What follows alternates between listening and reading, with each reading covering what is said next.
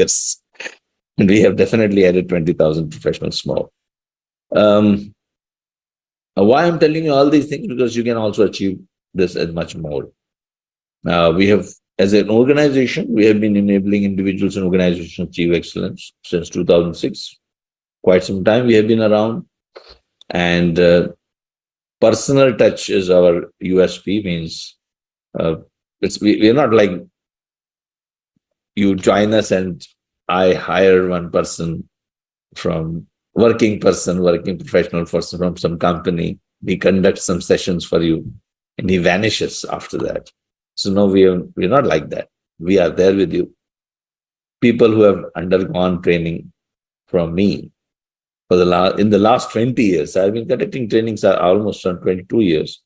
They're still in touch with me. And if you face any difficulty at any point of time, you can connect with us. We have, of course, a strong team of 25 people who are behind us.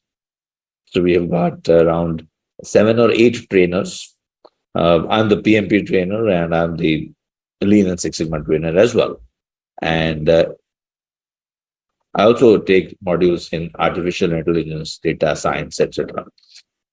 I take pride in telling you that I was the first person to conduct a Lean Six Sigma black belt training in anywhere in whole Gulf in 2007. This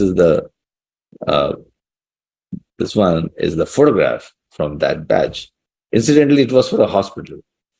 Then simultaneously, engineering company Technip, Aramco, ADNOC, we did lots of improvement projects.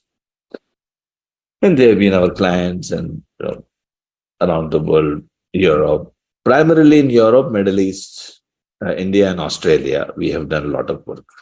Even in US also, this is a US training picture.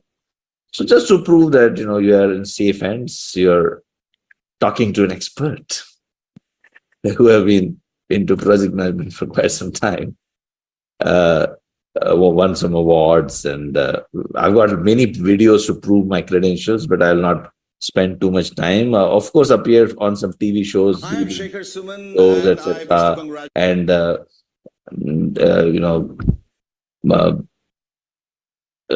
spoken in various conferences, PMI conferences, ASQ conferences, etc. Okay, now please answer this question. What will you see happening during project execution if there is no project manager? Now, first, let me tell you, even if there is no project manager, still you can do a project. Still, project can be accomplished. Yeah. So, what do you see happening during a project if there is no project manager? Now, if you've not understood the question, you are just hearing project management for the first time, I'll introduce you to the basic definition of a project also. Project is a one-time endeavor, okay, which has a starting point and end point. It doesn't exist after some time. It is dead after some time, and that is a project. So building a Taj Mahal was a project. Building pyramids was a project. Climbing the Mount Everest was a project. Yeah. Sending the man on the moon, Apollo mission was a project. Yeah. So what will you see? And give wrong answers, don't worry. I want to hear from you. What will you see if there is no project manager? I think comments are enabled, right? Okay, so किरण आज asking quality engineer PMP कर सकते हैं क्या? बिल्कुल कर सकते हैं sir, बिल्कुल कर सकते हैं. Yes, all people can do project management because everyone gets involved in projects. So project will delay. Vasif is telling, Jamal is telling no control. Yes, very good. Missing the deadlines, as we see Rohit is telling.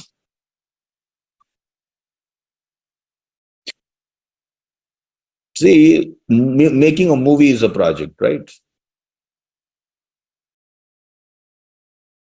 Now, it can happen that few actors come together, they join with a script writer, background music scorer, and maybe a cameraman, and they can still make a movie. Why not? They can make a movie without a director. They can still make a movie without a director, but you know what kind of movie it would be. So you got the answer. Project manager, like, project manager of the let's say expedition to the Mount Everest. He did not climb the Mount Everest, but he made Mr. Hillary and Tenzing Sherpa to climb he assisted, he managed the whole project, right? No one knows the name of the project manager of that expedition. No one knows the project manager's name of Apollo mission. Who's set the first foot on the moon? Everyone knows his name, but no one knows the project manager's name. So that's what happens. Project manager gets all the money, right? He doesn't get any name. Okay, I'm just joking. He gets a name also. So let us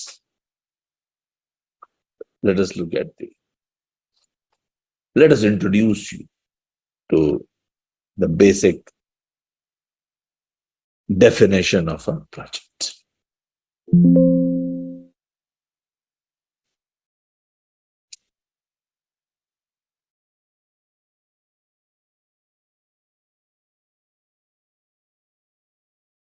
First of all, I hope my voice is clear. Yeah.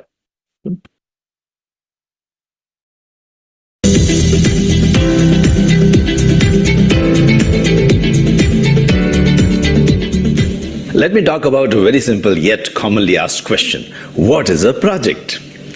Let's see how a project can be defined. In simple words, a project is a series of tasks that need to be completed in order to achieve a specific result. A project is a temporary, unique, and progressive attempt made to produce some kind of a tangible or intangible output. The output could be a product or a service. Let's look at what are the characteristics of a project. A project has a clear start and end date. A project has boundaries. A project creates something new and unique. And a project is not the same as a process, because process is repetitive and project is one-time endeavor. A project can be big, for example, constructing a building or a road. A project can be small, for example, planning a weekend trip. Well, that is also a project.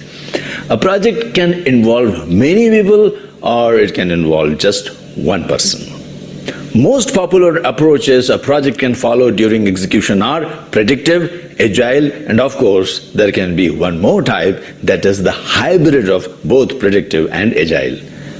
Predictive approach is followed for projects where we need to plan everything in detail in the beginning. For example, constructing a bridge or constructing a building or a petroleum refinery. In these kinds of projects, we have to spend adequate time in detailed planning, and the plan is executed over the life cycle of the project. Changes are difficult to make. For example, we cannot change the direction of the bridge somewhere midway during the execution of that project. Agile approach is followed where you can't plan everything in detail, and when you are executing a project where the requirements of the customer are not fixed at the initial stages and might change over the period of time. For example, if you are constructing a website, then all the requirements of the customer are not clear in the beginning. Though the value the customer is going to derive from the project is clear, the requirements will keep evolving over the period of time. Such projects need many iterations before we get the finished product. And then we have hybrid approach. It is used in projects where a mix of both predictive and agile approaches are applied. This was a brief explanation of what a project is and what are the most popular approaches followed during project execution. For more information on project management, subscribe to my channel and get videos every week. Happy learning! Happy learning! Thanks for taking out time to watch this video. To learn our other videos. Link is in the description below. Subscribe to our YouTube channel and have a great day. For more information, you can write to us on Inquiry at Anexas.net.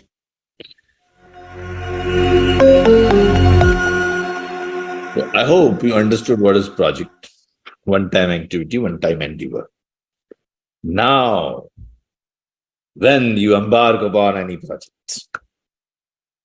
there are three main constraints, also known as iron triangle, traditionally, something made of iron, difficult to change. One is scope. Scope means what needs to be accomplished in the project. All the work which needs to be completed in that project is the scope. Then schedule, the time, schedule, right? Schedule means you should complete within a time period. And the budget. These three are the main constraints. Scope, budget, and schedule. Apart from that, the best way to learn is to keep the things simple. Usually, this is a PMP is a very tough job, or to say tough exam to crack. You must have heard. Of course, becoming a PMP is going to make your career, I think, much better than what it is today. It's a very prestigious certification issued by PMI. Those who are not aware of, I'm just telling you.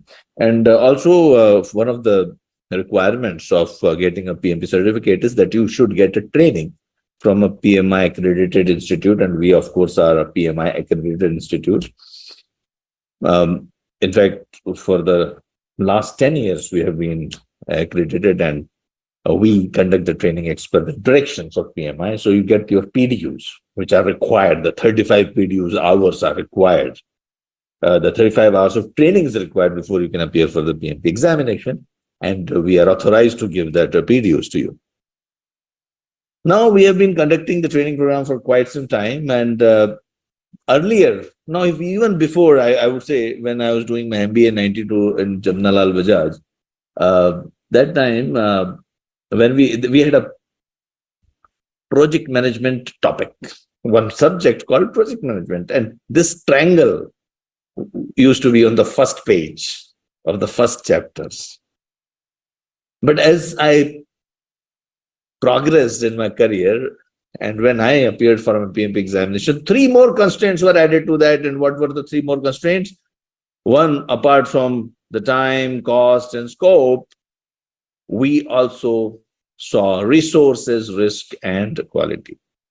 So you should complete all the work. The scope means all the work to be completed in the project within the time, within the particular budget, within the limited resources. Now, the resources, the people and the equipment which you will be allocated as you are awarded the project is not unlimited. It is limited. So you have to complete the project within these limited resources. Resources mean people and equipment. Not only that, you have to also foresee the risks. What are the possible risks which may be there, which are likely to happen? May not happen, but which are likely to happen. So be prepared for those risks. You should be able to foresee them, and you should have a response strategy towards that risk. So those risks. So this, along with maintaining the high quality of the product which is desired by your customer as an end result, when the project is delivered to them, these are the three additional constraints now. You have to balance, you have to manage as a project manager. So I was telling that, for the last so many years, we have been conducting training programs, and our success rate is very high. One of the reasons is we keep the thing simple. And I can impress you with my lot of experience. I can start giving in that refinery when I was working. I worked with many refineries, oil refineries, then many engineering EPC companies I have. Construction companies have consulted, and a lot of hospitals have constructed, did lots and lots of projects, thousands of projects. I have got a good repository of projects with me. I can keep on telling my stories and keeping impressing you with all those stories, but the intention of our PMP training is not to impress you with my accomplishments. The intention is to make you a PMP. You should be able to pass the project management examination. And to pass the project management examinations, all the concepts should be understood with simple example. So what we do in our training program, we do 2 projects simultaneously. We imagine as if we are a project management, a project team, and we are doing the projects. And what are these 2 projects? One is we are constructing a 5-star hotel, because everyone knows what is a 5-star hotel. At least you have seen one. If you have not stayed in one, at least you have seen one. You know the concept of a 5-star hotel. At least you must have taken lunch or dinner there. And another project is, because now we have to learn 2 approaches. One is predictive approach and one is adaptive approach. Predictive approach is that project where we plan everything in detail, like constructing a bridge or constructing a road, or like constructing a 5-star hotel. Everything needs to be planned in the beginning and we have to execute that plan. That becomes predictive approach. And another approach is adaptive. Adaptive means we don't know exactly what kind of things we'll be doing in the next 6 months, but we know what value we are going to bring into the customer. We know the value. Like, for example, constructing the website for this 5-star hotel. That could be an IT project. Now we know that that website will contain, some pages. It will have a login ID and password. It will be enabling the guests to log in, create a password, then select a hotel, the room, or select the dates, make a payment, and leave a feedback. And also, if they want to upload some photographs, they can upload their photographs. This is what is expected as a deliverable from this website project or constructing a website project. In case of a 5-star hotel, in the beginning, in the first 2 to 3 months, I can spend good time in planning and I will know exactly how many rooms will be there, what will be the dimensions of the room, what will be the, in fact, height of the table and the chair, which will be furnishing the rooms with.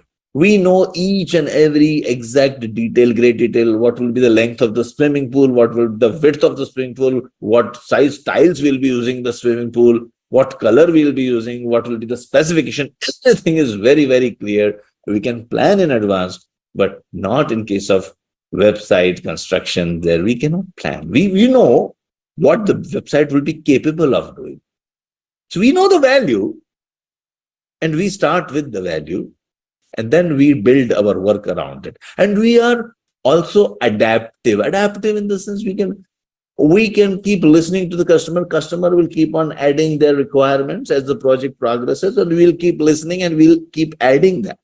But in predictive approach, after the plan is formalized, we not make too many changes. And I can't, my customer will say, well, I did not like this room. Can you change the direction of the room? This door is not, this direction of the door I did not like. Can you make it here? You can't make too many changes. The 3rd floor, which I had designed this way, can it go on the 7th floor and 7th floor can come on the 2nd floor? It's not possible in a predictive approach.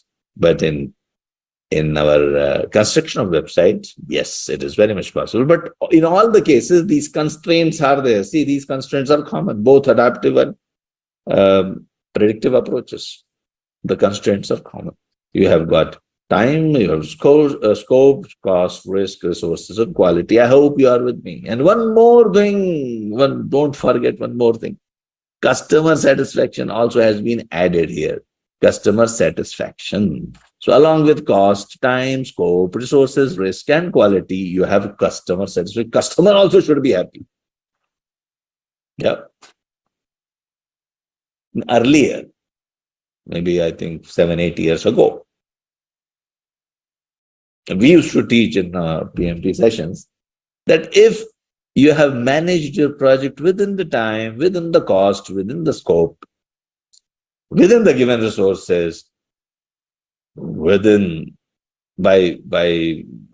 taking care of the risks as well, you are 100% quality, very good, great project you have delivered. Even the customer is not happy. Even the customer says, well, yeah, good, I've seen your five-star hotel. It's as per this, but I'm not happy. But we could say that you told us to build 200 rooms of 20 floors within this area with this dimension of swimming pool, and we have delivered exactly what the customer told us in the beginning. Even the customer is unhappy, but still we would say the project is a great success.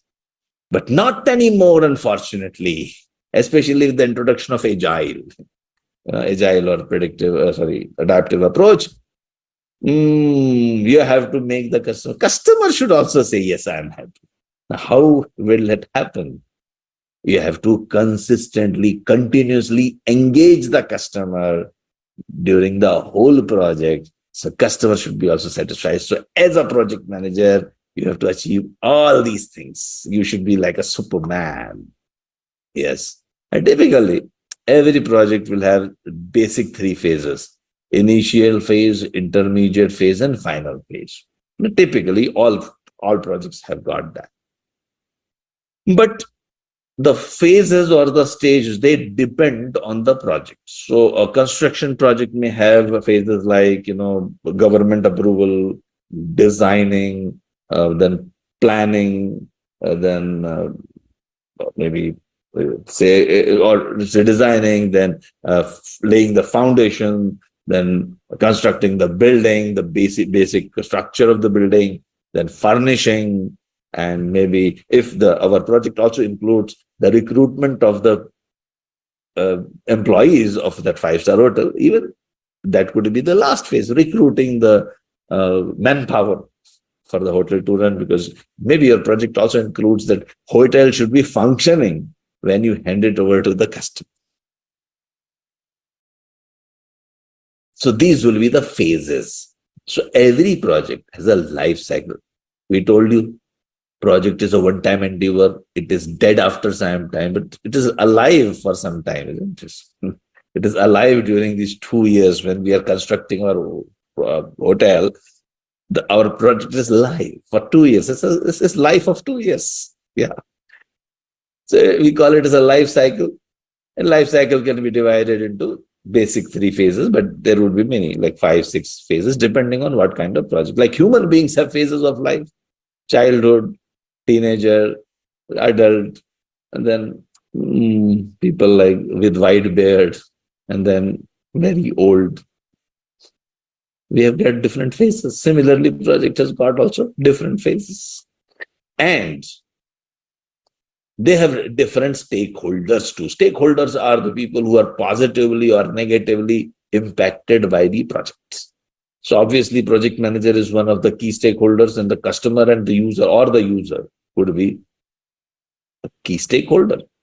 Customer and user could be different sometimes. Like, for example, if a billionaire, multi-billionaire is given us a project to construct a five-star hotel in Dubai, let's imagine Elon Musk, after entering into Twitter, he has got a lot of things to do, but still, he also wants to enter into the tourism industry, or he wants to enter into the five-star hotel industry. So he has given us this project. So he would be our customer, but the user could be, user of the hotel would be, maybe he's handing over to, let's say, Sheraton or Marriott Hotel, or whichever, some hotel group. So that could be the user, or the people who are going to stay in that hotel, they could be the user. So they are all our stakeholders, plus the performing organization, the organization which is actually executing the project. Like, let's imagine all of us are executing this project. So that means that we become a performing organization. Project team members, our team members, all the construction workers, our managers, everyone will be project team members, and the project management team will be the managers in the team, which is managing the whole workforce. Sponsor is the person who arranges the financial resources. Influencers are anyone who can directly or indirectly influence our project positively or negatively. And PMO, project management office, is the back office for the for our organization which is executing this project. Primarily, the PMO may exist or may not exist. Typically, the organizations which are into multiple projects, they would have a PMO, which will keep all the templates to be used during the project execution, which will keep track of all the people, the staff members who are able to, who could be allocated to different projects, depending on the requirements. So these are all some examples of project stakeholders. And influence of the stakeholders are very high in the initial stages, especially in the predictive approach.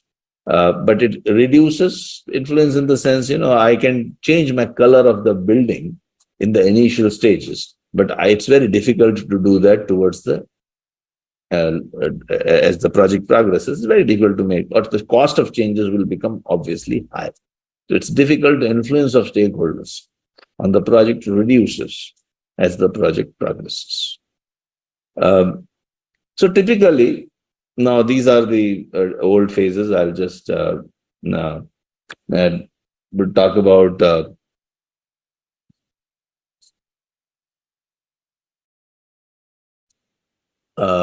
predictive approach first. Let me talk about predictive approach. There are two approaches. I hope you understood predictive and adaptive. Predictive means where I can plan everything in detail.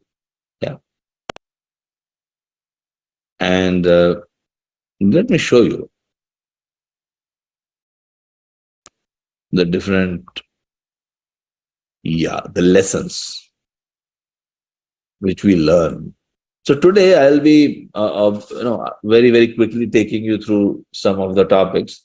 Today's objective of the session is to give you an overview of project management and also tell you how a project is executed.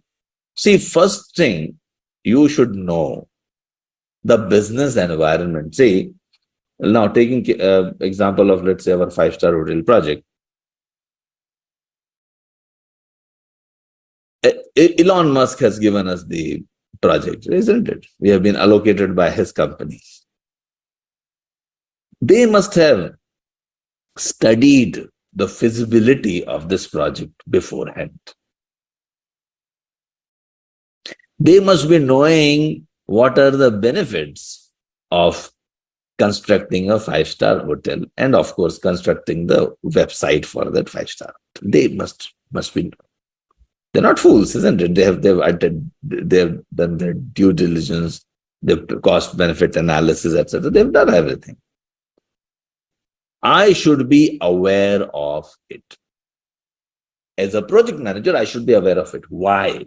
Because if I know the benefits which the customer is going to derive from the project, I will be able to deliver a better value to the customer. If I know the mind of my customer, I will be able to do a better job. When I execute my project, I will be able to do a better job. And then once that is done, here I can use different types of analysis, like you can use pestle analysis. I will not be going into the details of pestle analysis today. Maybe randomly I'll take some tools so that you go through the whole journey. Maybe I'll pick up one tool from lesson 1, one tool from lesson 2, 3-4 tools from planning the project, lesson 4, and maybe one tool from let's say leading the team. But in general, if you think of your 5-star hotel example, and that's what I said, see, always take a simple example which you stick with it throughout the training. So once I have understood the business environment, then you start the project. Then you build a team. You make some ground rules from the team. Make a team charter.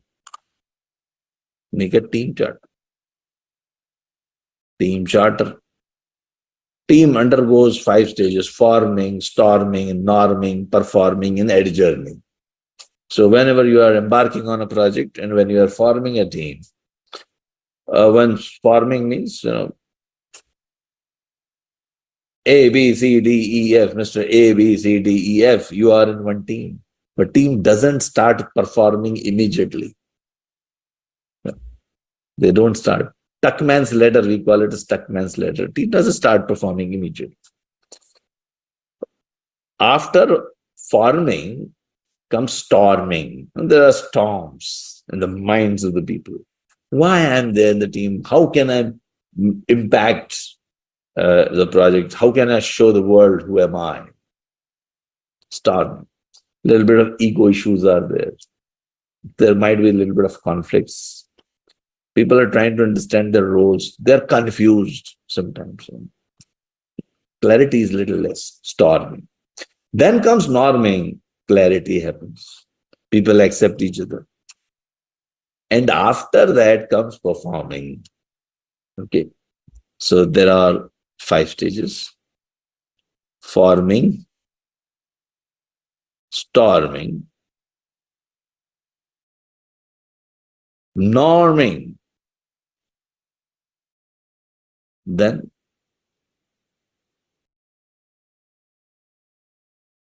performing, and then finally adjourn. Adjourning, sometimes we say mourning. Oh, we are mourning. Mourning. We're not feeling happy that, oh, project is over now, we'll not be able to see each other. And you will be working, see, multiple teams will be there. Team which is laying the foundation of your project, of your hotel could be one team. Team which is the designing team could be one team. So you have different phases in a project.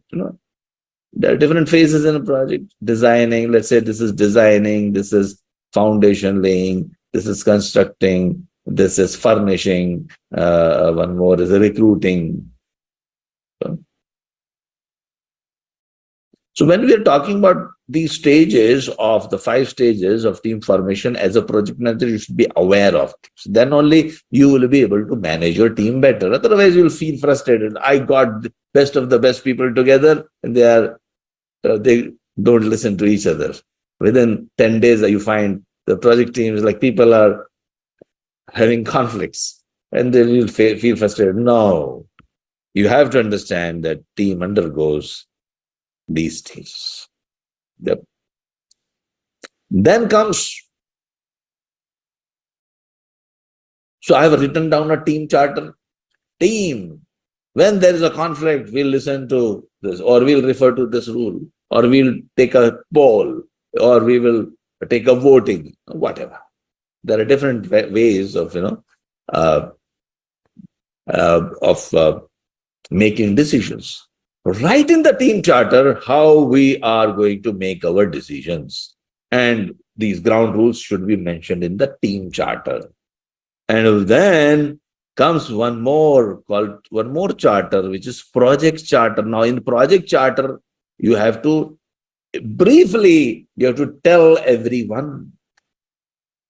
You have to tell everyone, all the stakeholders, of course, your team members, project team members, customers, what is expected from the project at a very high level. Please remember, at a very high level, not into the detail, very high level. Project charter.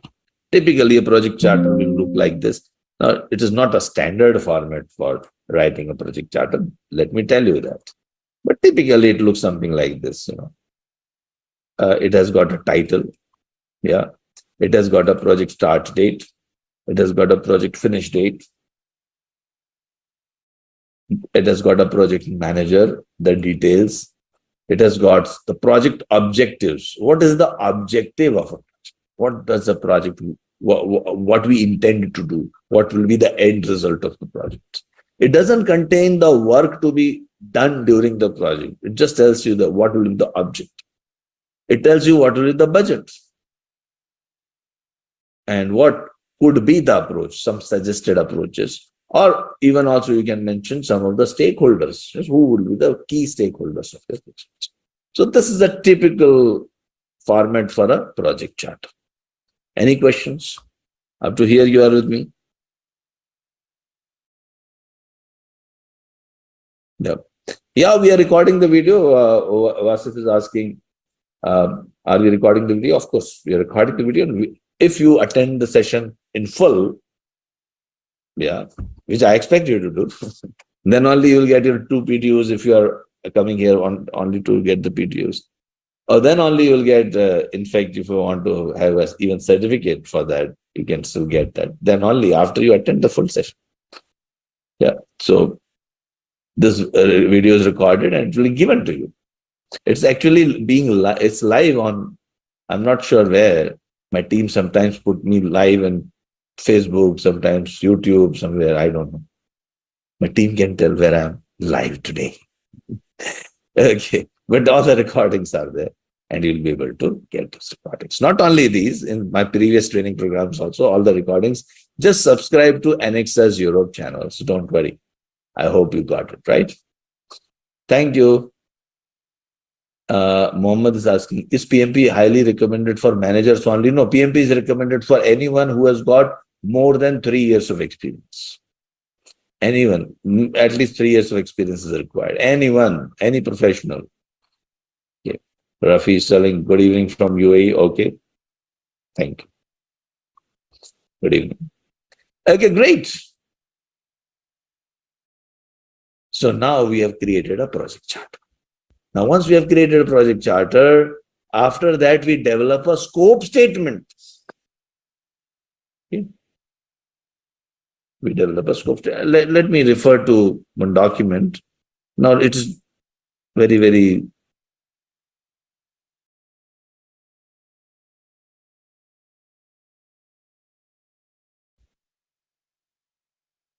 I'll request my team. Next time, I'll remove the numbers. Please ignore the numbers.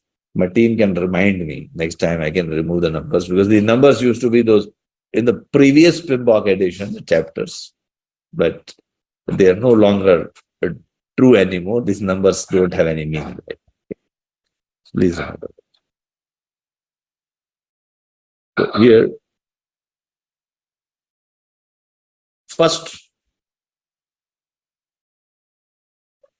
we write all the work, we develop the scope, right? So we have developed our charter, right? Then we collect all the requirements. We collect all the requirements.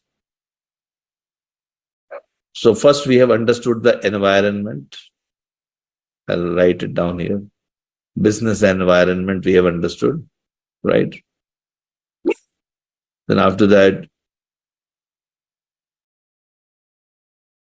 I have written a project charter and also a team charter as well. As a team, how we are going to work. And we have also identified the stakeholders. Identified the stakeholders. Who are our stakeholders? We should make a list of our stakeholders. So we create a stakeholders list so that I can manage them effectively. Who are the important persons? Who are the people who are getting influenced by? So I should know who's person who's supporting me, who's a person who's looking for details. We can analyze the statements. We can, and then comes we we understand the scope. We also, in fact, we create a project plan. So in the project plan, you have got how I will manage my scope, how I'll manage my schedule, how I will. So if you go back,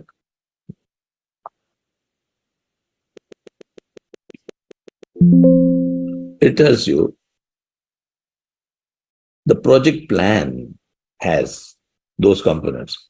How I will manage my scope means how I'll collect my requirements, how I'll write down my requirements, how I'll estimate my budget, how I'm going to monitor, how I'm going to estimate my time, how I'm going to monitor the schedule, how I'm going to get the resources, recruit the people, how I'm going to, get the equipment, how I'm going to manage my risks, how I'm going to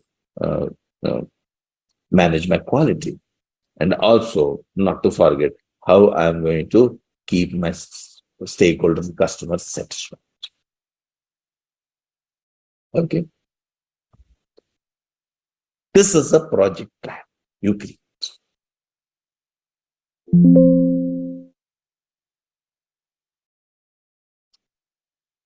In the scope, when you are talking about scope, you will be collecting the requirements. Yeah. You'll collect requirements. Collecting the requirements means what requires to be done in my hotel?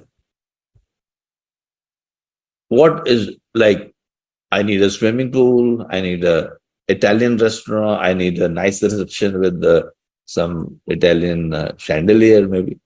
Yeah. All the requirements in detail needs to be captured. This you can do using your different techniques like Delphi technique. Delphi technique means there are 3-4 experts, maybe not sitting in Dubai only. They may be sitting in all the parts of the world, maybe New York, London, Tokyo, Melbourne. And we tell them that you are participating in a Delphi technique. We are collecting the requirements. I'm trying to construct a hotel. What are the requirements of a hotel? And these people will give their inputs. You compile all their inputs, then send it back to them saying that we are using a Delphi technique. You're part of the whole exercise. And then they will, once they see the compilation of other experts as well, then they will give their opinion. Again, you collate all their opinions, again, send it back to everyone. So this to and fro happens 2-3 times. And you get a very, very good set of requirements for a 5-star hotel, which would be very much elaborate. You can also use lessons learned from the previous, if you have constructed similar hotels in the past, you can even look into the lessons learned repository of your previous projects. You can also look at benchmarking, look at how others have done it. You can go into journals, you can ask the experts, consultants. These are all different requirements. Collect requirements. Then comes, once you have collected the requirements,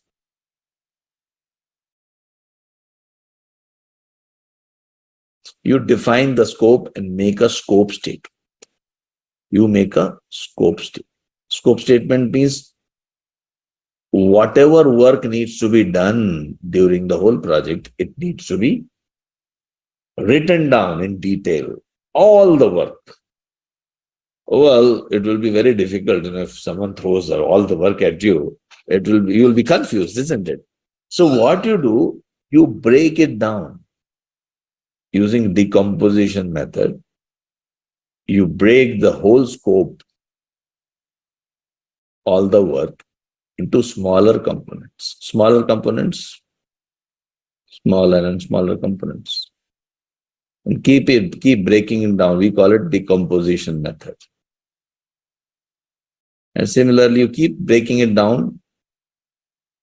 And finally, keep doing it till the time you get a package of work, small package of work, which we call it as work package. And this whole structure is known as WBS, work breakdown structure. So I've got a work package where I can assign fairly accurately the resources, budget, and schedule. So typically, let's take an example. Oh, there is an example given here. Let me show you that.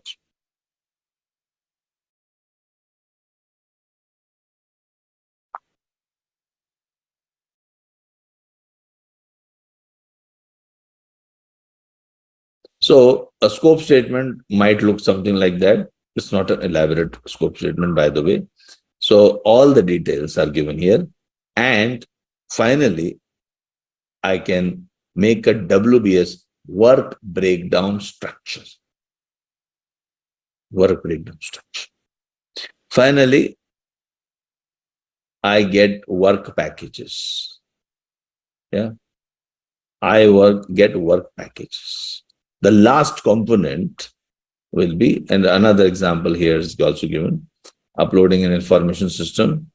So testing and evaluation becomes one work packages. And here, what the number, this configuration system, 1.1, 1.1.4, 1.1.4.2, etc. This we call it as code of accounts. Code of accounts. These numbers are code of accounts. Means, we are allocating the budget to that work package so that it is a code for that account, for that work package. Yeah, we call it as code of accounts. So now we have created, we know the code of accounts. We have created the work packages, the deliverable at the lowest level of WBS, and the WBS contains all the activities. What WBS dictionary? So I will have a WBS dictionary. I'll have a WBS dictionary.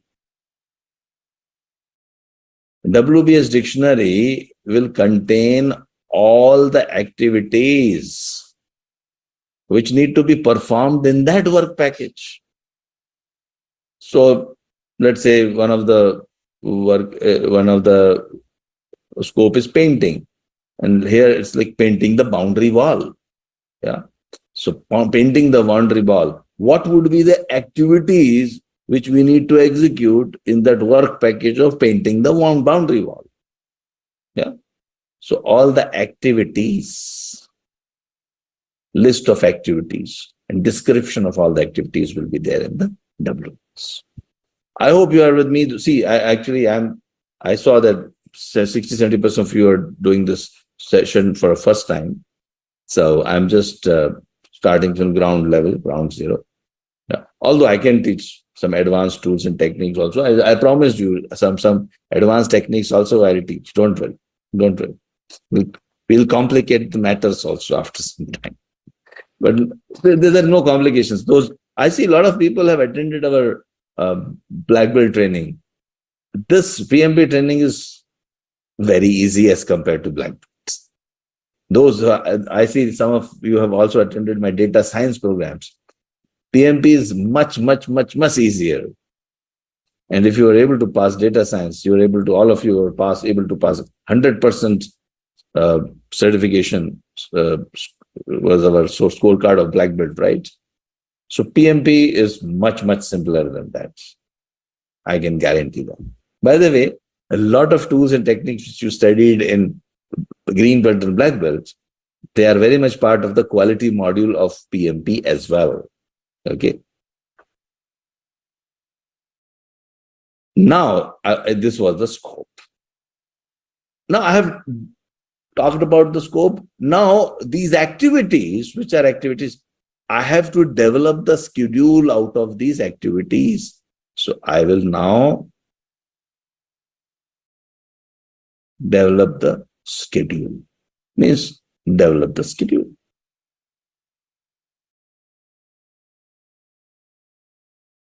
To develop the schedule, I'll have to estimate the activity duration, isn't it?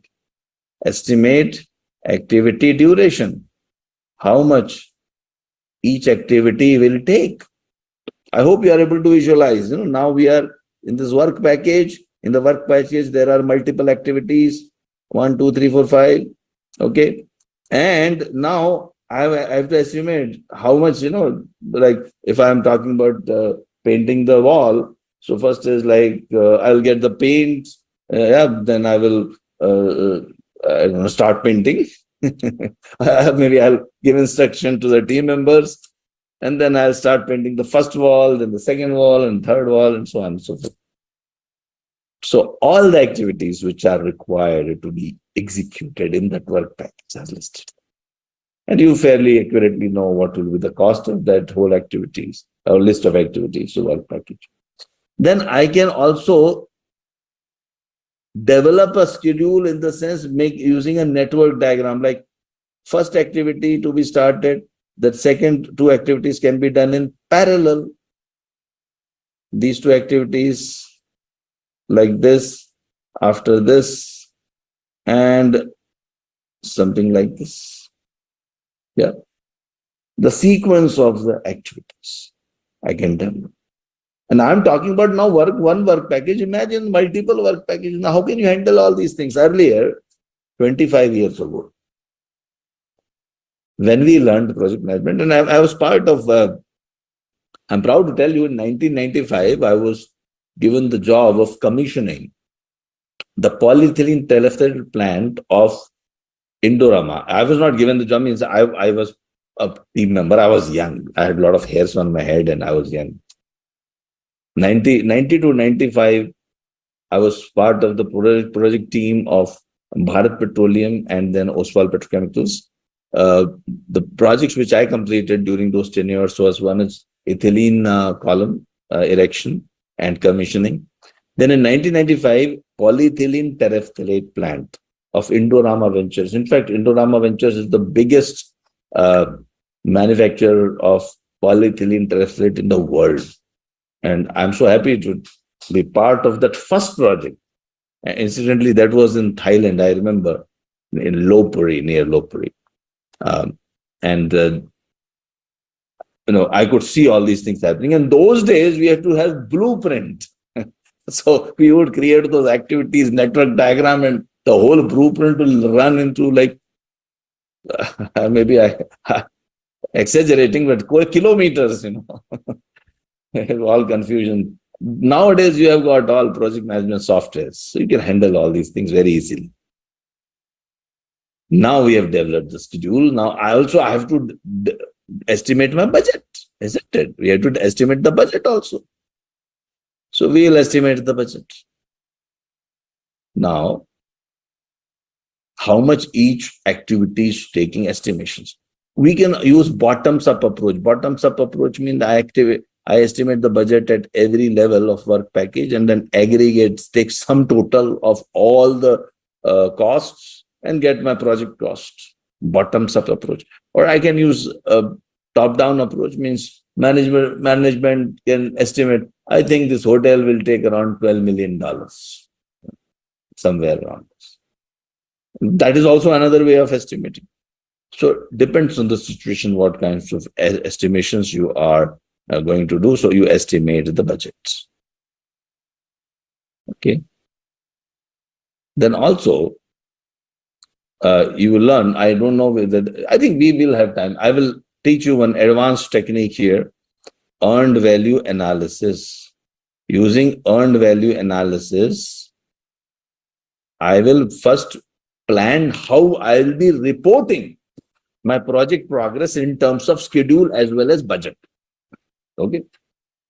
So maybe I'll take an example of maybe a network diagram and maybe earned value analysis.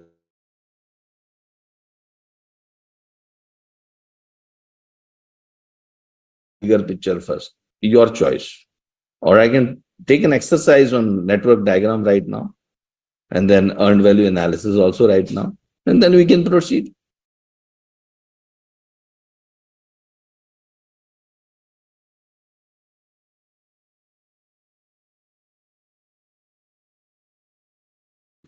This training of 2 hours is a project. Yeah. I have broken down my project into smaller components. Right. Yeah. And I'm into an activity. Now I'm trying to schedule my activities. And I have to listen to the customer. In adaptive approach, you have to listen to the customer more often. There you use sprints, 2 weeks duration. So you pull out the work. You have first collect all the requirements. In adaptive approach, when I'm constructing a website, I call this as backlog. Okay.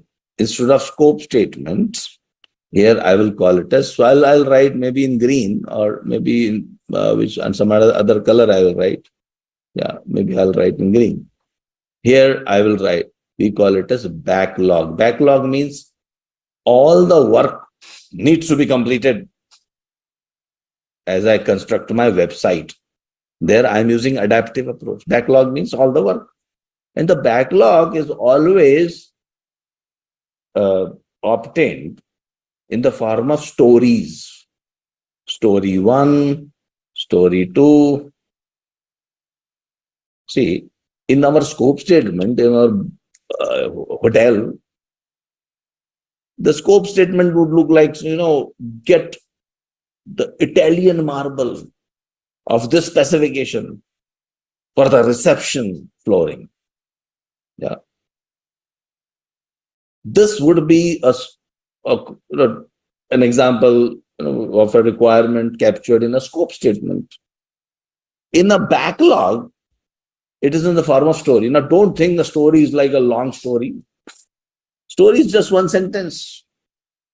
Agile, they've changed the definition of a story also. The story is just one sentence. It is in the form of, as a user, I want to do something. So I'll write it in the beginning. As a user, I want to do, accomplish something, an activity, so that I can get some value out of it. So an example would be, as a user, as a customer, as a client of the website, I want to create login ID and password so that I can access the website. Another story could be, this is one story.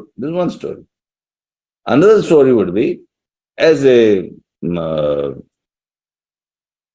guest, I should be able to make a payment so that I can book a room for myself.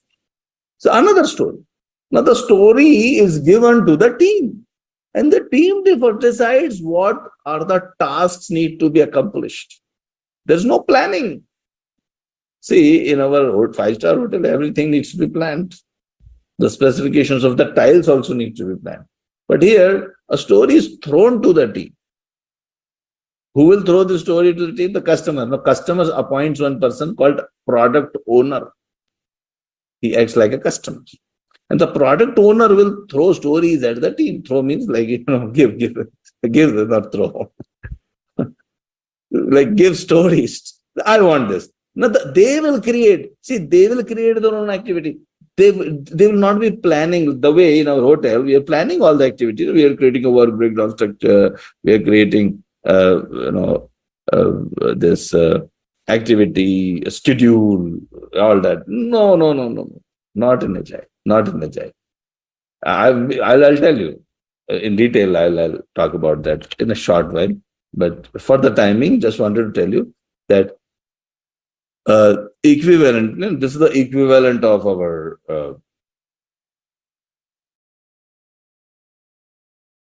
the adaptive approach.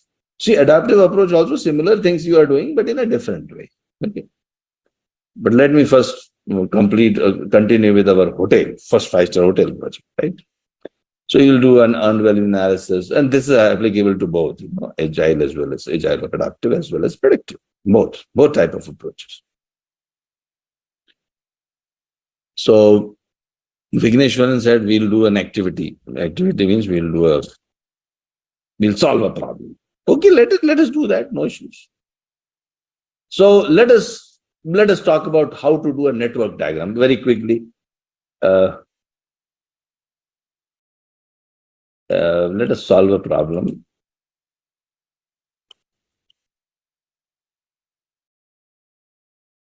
Okay, before that, let me also talk a little bit more about how I'll be managing, how I'll be planning my schedule. So while you are planning your schedule, the activities, you can make a network diagram like this. It will have multiple paths. It will have multiple paths. The path with the longest duration will be called as critical path. Why? Because any delay on that critical path will delay the projects. But the delay on the other path, which is not a critical path, will not delay the project. It will always have a buffer, which we call it slack or float. Slack or float.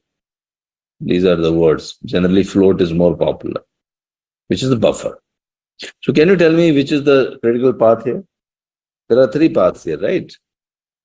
Start, A, B, C, and finish. start, D, E, and finish, and start, F, and finish. Which one is the longest duration?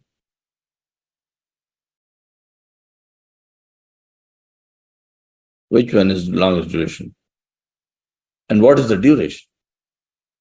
I think 15 weeks, right? 15 weeks is the longest duration. Path A, B, C, right? S, A, start A, B, C. So this is the critical path.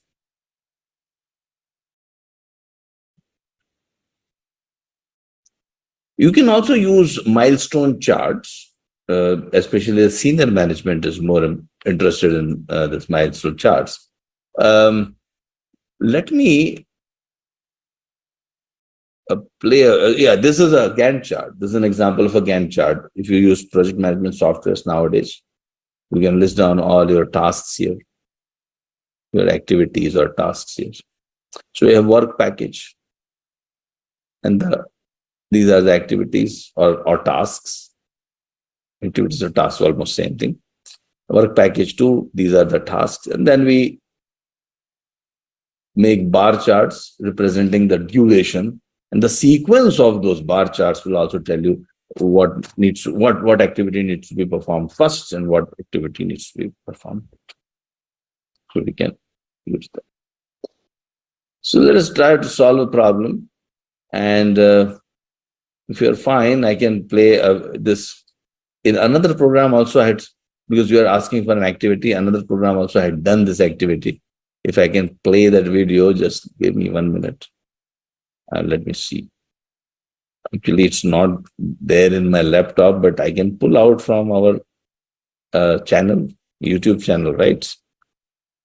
You want which way? In one example, I have done a very seriously, I've taught, and in one example, I've taught in a funny way. Which one you want?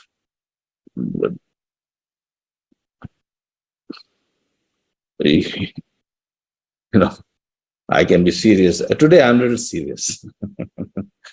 But if you want the funny way, I can talk about it. Oh, one thing is also going on right now. Okay.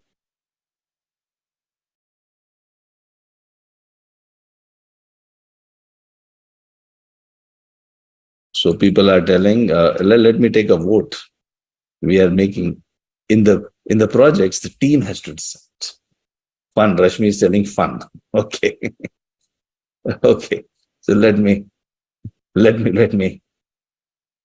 talk about that. Okay. They come from various city. They would like to. Okay. Let me. Yeah. Okay. Yeah. In the exam for sure. You can keep on attending our sessions again till the time you pass the exam. We ensure that you pass the exam. How come you can fail? Okay, let us solve a problem. So here, let us do an exercise. So I have just, you're a project manager, and activity A, let's say approval of it. Let's say I'll take our whole 5-star hotel project, like approval is activity A, first activity. And it can start immediately, approval from the government authorities. Then comes design. Design can happen after the approval, because once we have got the approval, then only we'll start designing. We don't have to waste our time and money.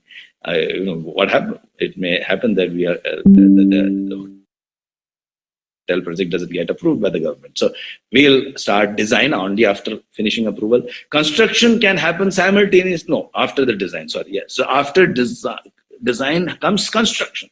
So construction can start after design is completed. Okay, and then recruitment. Because we have to commission the whole hotel project. We have to commission it as a running, ready to operate hotel. Mr. Imran should be happy. Shubhadeep should be happy. He wants a ready to run. Ready to mint money. Shubhadeep, Bill and I, they don't tolerate inefficiencies. Yes. Raj, beware. You are the project manager. Okay. So Here, so recruitment can start simultaneously while you are designing and so these are the activities. So let me take you through our let's see. Let us go to the whiteboard. Okay. So although this is again a tip when you are constructing a diagram, usually write start and finish. Yeah. The first activity was, I think, approval. I'll just write as activity A. It is taking, I think, three months. The next activity was, and simultaneously we can do two things. We can start recruiting the people also, plus we can also, I think it was design. Yes, so design is activity B. And activity C was recruitment. And after designing, we can construct. So that is activity D. And after this, we can, here is the commissioning. This is E. Commissioning means staff is recruited and we started functioning. And finish, we'll hand it over to Mr. Imran and Shuadeep in a nice ceremony held in the same 5-star hotel. And then you'll relate to the story. 2 years back, this hotel was a playground, and then it was a dream, and then all stories, emotional stories. Lessons learned, that will become, while you're completing the project, you'll put your lessons learned with the PMO. Okay, so you're finishing, and then I forgot the duration, so let me see that. So A is 3 months, and B is 3, 6, and D is 8. So 3, 6, and 8, and 4. Okay, so let us put that. Okay, so this is 3, 6, and 8, and 4. So some of you are already expert, I could see, but those who are not, I will tell them there are 2 paths, S, A, B, D, and E, and finish, right? So which is taking how much time? The 6 plus 14, 18 months.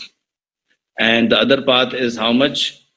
Start and A and C and E and finish. So it is taking how much time?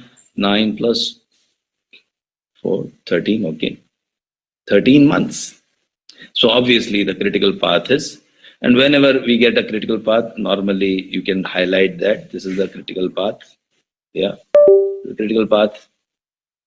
Then for each of those activities, we will create early start and early finish time. So every box, this is the box.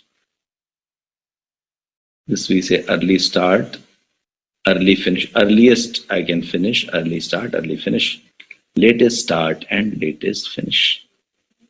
Okay, so early start. I can start this activity A at 0 month, like right in the beginning, and it will finish by 3. Here, early start, I can start because 3, so I can start at 3. It takes 3 months. So 3 plus 3, 6 months, I can finish, early finish. And earliest I can start this at 6, right? 6. And earliest I can finish by 6 plus 8 is how much it is? 14, okay. And then here I can, okay, before I move, let me finish this as well. So C I can start earliest at 3. And earliest I can finish, because 6 months it takes, so I can finish in 9 months. Okay. Now E. When can I start? Earliest when can I start? Can you tell me? Earliest when can I start? Activity E. So many of you are saying, some are saying 9, some are saying 14. So those who are saying 9, I'd like to tell you them, you cannot start E unless you finish both D and C, right? Both D and C. So you cannot start at 9, you have to start at 14. and earliest finish can be 18. Okay, we call it as forward pass. So when I'm looking at this, and when I'm looking at early start, early finish filling, I say forward pass. Forward pass means I move from left to right, from here to here, right? Now let us do backward pass. Backward pass, I will fill these things. Late start, late finish. Okay. So late finish, so you start from E then. 18 here, and this can be 14. Okay, very good. Now, late finish for activity D is 14 only. Late finish for activity C. Tell me, late finish for activity C, how much? Late finish for activity C. Let's see. Right answer will get you $1,000. Let us see who has given the right. A lot of people have given right answer, but fastest finger first was Ibrahim. Okay, so Ibrahim, yes, you're right. 14. Yes, 14 minus 6. Here becomes what? 8. Okay, very good. And let us look at now activity 3. Activity A. Latest you can finish by when? Oh, before that, let me finish D also. So D becomes here 6. Okay, this also 6, and this also 3. Now, activity A. See, wherever there are 2 branches. See, 2 branches going from A to B and C. Be careful here. Similarly, we were very careful here also at E. 2 branches coming to E. Very, very careful. When there is no branch, don't worry. It's very easy. So here, yes, as you rightly said, this is 3 and this is 0. Absolutely fantastic. Okay. Well, there is no time to explain all the reasoning behind these, whatever I have done, but you can watch this again. The recording will be sent to you. It will be available on YouTube. A lot of other recordings of detailed tools and techniques. I have explained detailed things. A lot of quality tools I have explained. Those who are interested in other programs, CPHQ or Lean Six Sigma, Yellow Belt, Green Belt, all are freely available on my Anexas YouTube channel. Go to YouTube and Anexas channel. You can subscribe. It's totally free of cost. You can have a look at those tools and techniques being described by me. Sometimes I'm having a beard also. During lockdown, I grew a beard. So, you may see a different person talking, but in the same voice. So you can have a look. You can just subscribe to that Anexas YouTube channel and learn a lot of tools and techniques. So in that, I have explained and very, very nicely, slowly. I have taken 2-3 examples. But here, very quickly, let us move on to the next one. Very good. Absolutely fantastic. So this is how we do the. No. Before that, yes. One more thing. You cannot delay anything on A, B, D, and E, but can you delay on C? Is some float available there? Is some float available? Yeah, yes. A lot of people are writing. Raj, the project manager, says yes. So we call it a float. 14 minus 9. How much is the float available? We call it slag, float. How much we can float around? 5 months. We can float around 5 months. We can relax. In recruitment, we can relax. Anyway, HR people are say, oh, they're always relaxing. Sorry. Just joking. So the recruitment team can relax a little bit only for 5 months. We call it as float, slack. Okay. Anyway. And we have got some project float also sometimes, like it is taking 18 months, right? But we have committed 2 years, 18, so 24 months. So we are finishing our hotel in 18 months, but we have committed to Mr. Imran and Mr. Shovadeep for 24. So we have a project float also. We call it project float. Yeah. How much project float is available? How much is the project float available? 6 months. Wow, Kumara, you are great. Adil, wow. You're already expert. Why you are here? You already appears to be all certified PMP. I think PMI has sent to you to audit me. Am I conducting the training program correctly? Okay, very nice. Good. So many of you are already aware of these concepts. Okay, to others who are not, don't worry. These are, just takes a little time to understand, but it's very, very easy. All these things are very easy. This is considered to be very tough topic, by the way. What you just did, this is considered very tough. People fail. They say fail. We fail in PMI. I don't understand. Really, I don't understand why they fail. They don't. They should learn from us. That is why we keep giving you tips. Okay. Another cost management, very difficult topic. Let me teach you some cost management techniques. Very, very difficult. They say earned value analysis. Earned value analysis. What is earned value analysis? What is EV?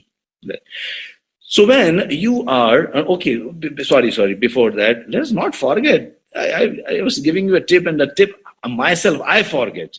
How can I blame others? So keep looking at this, right?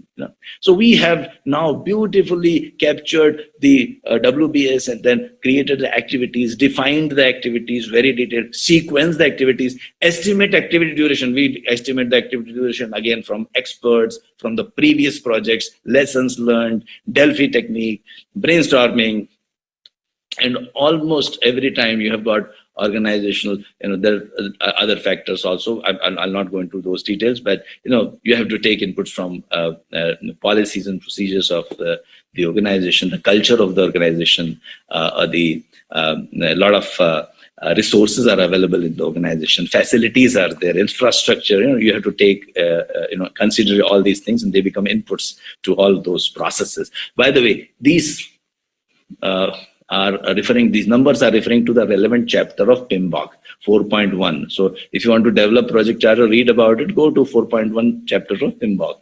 5.1 plan scope management, that's what it's referring to. So here, coming back. So now we manage the schedule, we estimated the activity duration, developed the schedule, and while we're developing, while we are executing, we are also controlling. Mr. Project Manager, you told that this design will take 3 months. Is it on time? Well, in design also there are different work packages, work activities. All these activities have been sequenced, and everything is now taken care of by softwares. I remember in 1993 when I was commissioning EPDM rubber manufacturing plant, ethylene propylene dye rubber. We used to make where is the word? PPT. Yes, hidden. Yes. So let's imagine we are constructing a boundary wall, and there are 4 walls. Each wall you are given 1 day time, and each wall budget is $1,000.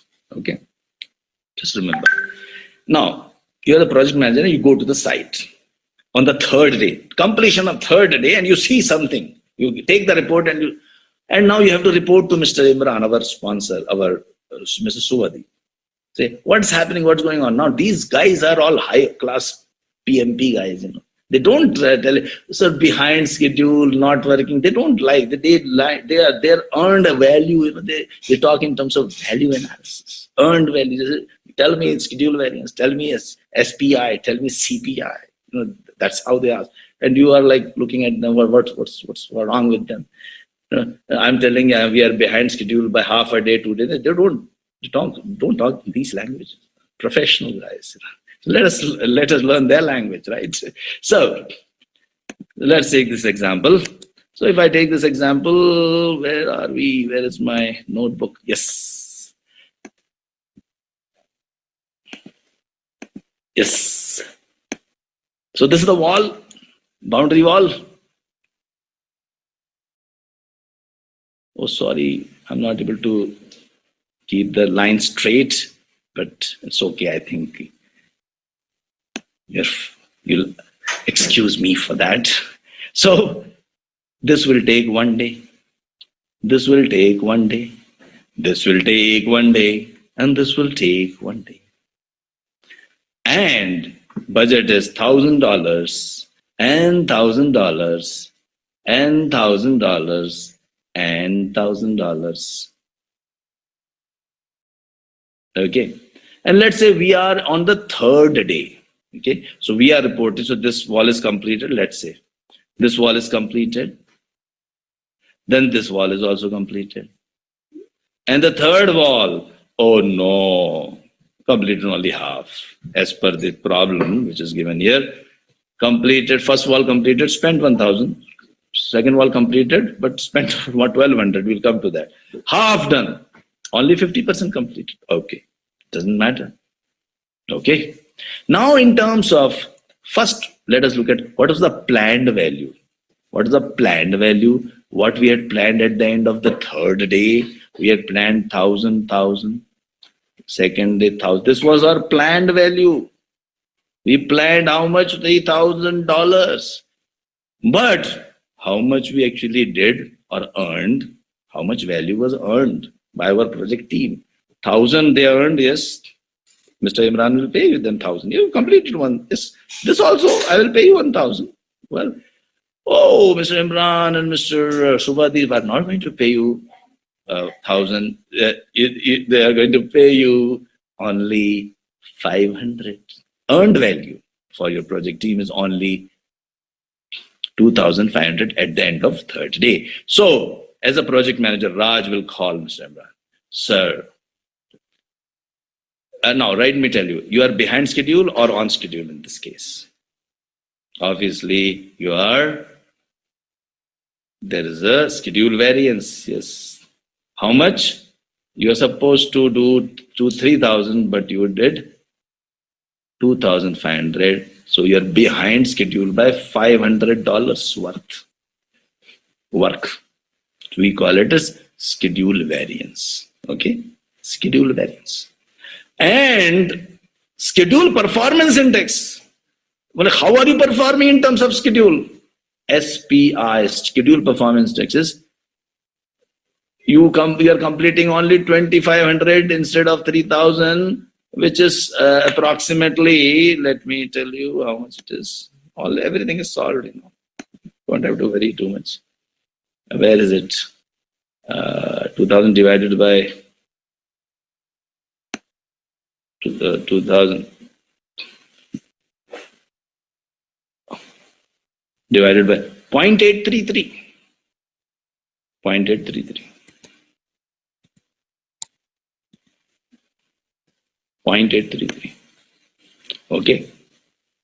We are looking at 0.833. You are not at 100% schedule, only 83%. That is what Mr. Raj will report. My performance in terms of time is 83%. Okay.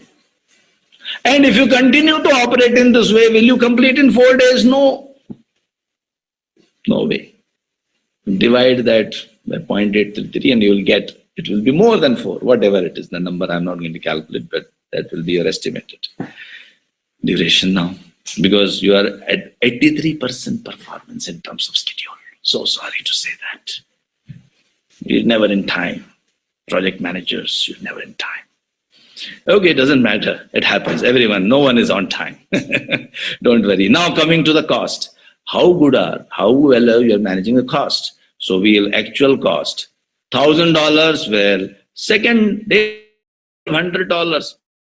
Oh no, not good. Third day you should have spent 500 worth was completed, but you spent 6 as per the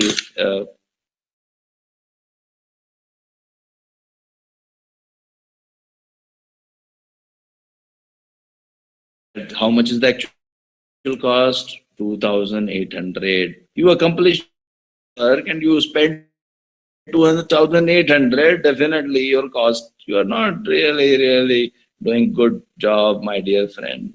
Really need to improve. Okay. Okay. So here, how much? Minus 2,800. How much is minus 300? Over budget. And cost performance index in terms of efficiency. How much is the index? 2,500 divided by 2,800. Oh, whatever it is, okay, 0.893. 0.893.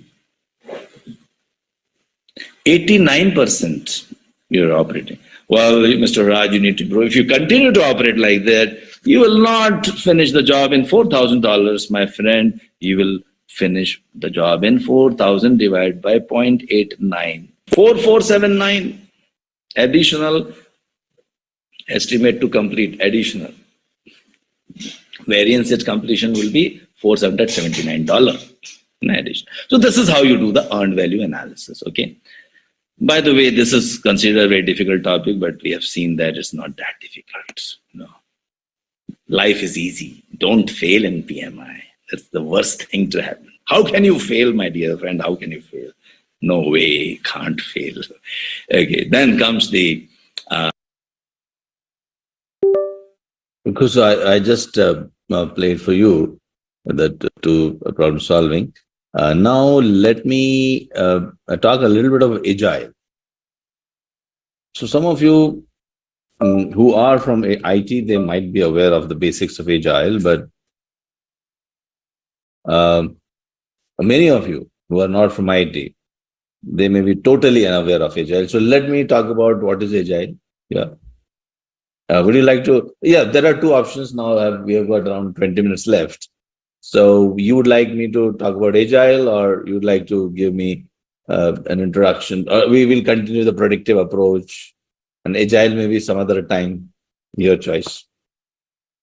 Let me ask you.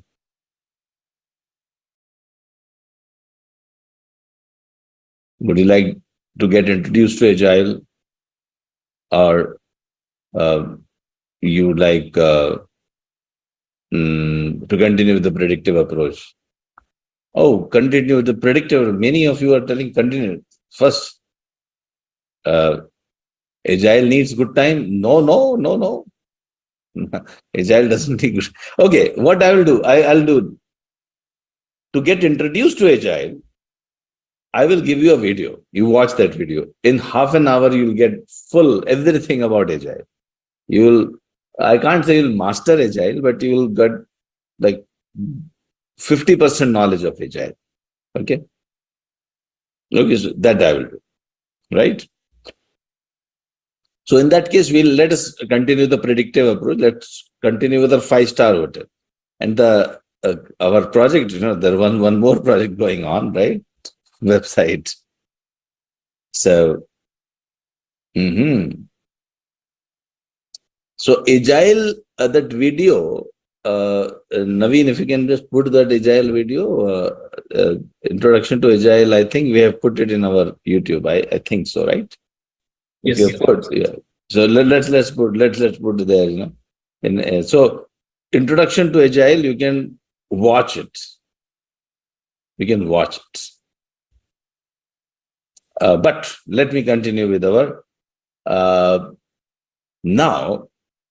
What was the next one? The next one was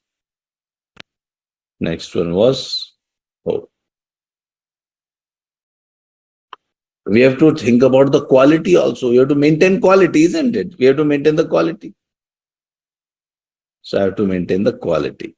And when you are maintaining the quality, you have to use different tools and techniques. You have to have your inspections and checks, whether you're delivering as per the customer's KPIs or not. You should know the tolerances. Customers able to tolerate a little bit of inefficiency, but not too much. And the deviations from the specifications. And every project will have quality issues. And sometimes nothing, but at least the delay will happen. Let's imagine that the project manager is facing procurement delays. How will you solve the problem? So using some quality tools and techniques. So these quality tools and techniques are very much part of your PMI syllabus. Now, there's not much time to talk about, all the tools and techniques in detail. So what I'll do, I'll show you some of the tools. I'll just demonstrate the tools. If you want to learn about the tools in detail, I'll recommend you join my Yellow Belt session. In Yellow Belt, I conduct a 2.5 hour of Yellow Belt sessions free of cost again. If you are impatient, you can even see the recording. The recording is available on our channel, but strongly recommended you watch that 2 hour, I think 2.5 hour recording of Yellow Belt, Lean Six Sigma Yellow Belt training. It contains all the details of the tools. I have explained the control chart in really very much detail and the concept of control chart also, the histogram, the normal distribution, etc. But today, due to the shortage of time, I'll just give you the demonstration of how we can use quality tools. So let's imagine that our project is having difficulties of our procurement is delayed. Now what I will do, I'll collect the data first. I'll collect the data. And let's say I collect the data. And these are the procurement, days, number of days to procure some material, critical material, construction material maybe. It could be cement, it could be steel, it could be anything. And historically, I take around 120 days, 3 to 4 months to procure, which is too high. It will delay my project, isn't it? So one of the tools to analyze the data is histogram.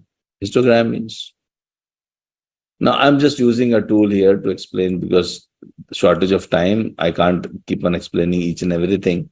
But if you just make a histogram of your cycle time, it will tell you that on an average is 124, and the standard deviation of your procurement time is somewhere around 2.85. Those who are totally not aware of this standard deviation, I can give a very brief overview about it. See, most of the processes in the universe, they follow this bell-shaped distribution, or also called as normal distribution. Normal because it is normal to obtain a normal distribution. Mr. Carl Friedrich Gauss, Mr. Gauss, he found this in 17th or 18th century that all the repetitive processes, they follow normal distribution. And he also found one interesting thing that if you collect just 20, maybe 30 samples from any population, any process, just collect 30 samples. If you get an average, and you'll always get an average and the standard deviation, the way we got here, 120 is the average and standard deviation, I forgot how much it is, but let's imagine 10 it is, yeah. So he said that within plus minus 3 times the standard deviation, would lie 99% of the total population. So, for example, if I take an example of procurements done in my project previously, the way my team has been operating for the last few months or few years, my average is 120 and standard deviation is 10. So I can predict that my overall, all the projects, the way I operate in my projects, in my organization is, this is 1 time standard deviation will become 120 plus 10. This is 130. And this will become 140 and this will become 145. I hope this is correct. Yeah. And this will become 110. This will become 100 and this will become 90. Yeah. So I can predict, and we call this as a control chart. Lower control limit means here of my procurement process is 90 days and upper control limit of my procurement process is 145 days. So most of my procurements are taking place within this. And this thing we call it as control chart. Lower control limit is minus 3 times standard deviation and upper control limit is plus 3 times the standard deviation. And it just shows, control chart just shows that this is the way you operate. It doesn't tell you that it's a good process, it's satisfying the customer. It doesn't tell you anything. It just tells you whether the process is stable or not. Suppose you are going somewhere here, sometimes here, that means you are unpredictable.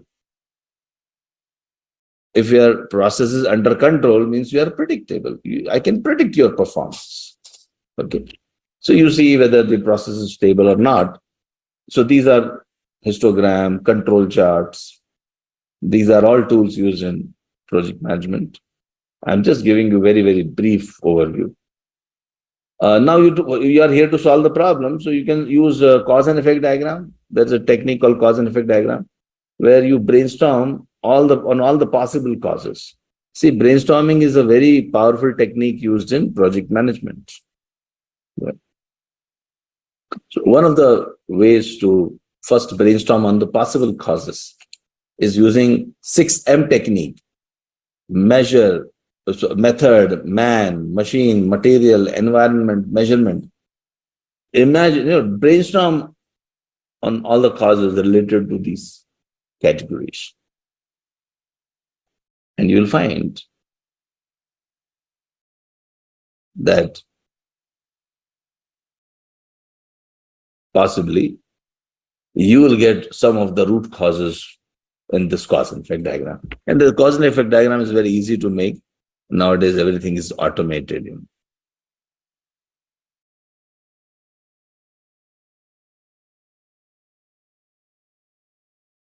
So this is a cause and effect diagram. We can make it manually also, but these are all the possible causes. But not everything will be impacting. So one gentleman called Wilfredo Pareto, who was an Italian economist, who found that 80% of the wealth in Italy was with 20% of the people. 80% of the money was with 20% of the people. 80-20 rule he called. Then he realized this is true everywhere. And Joseph Juran, he applied this to quality, and he said 80% of our problems, whatever problems we are trying to solve, is due to 20% of the causes. So we have listed, let's say here, 20 causes. 20% of 20 is 4. So only 4 causes will be responsible. Which are those 4 causes? You collect the data.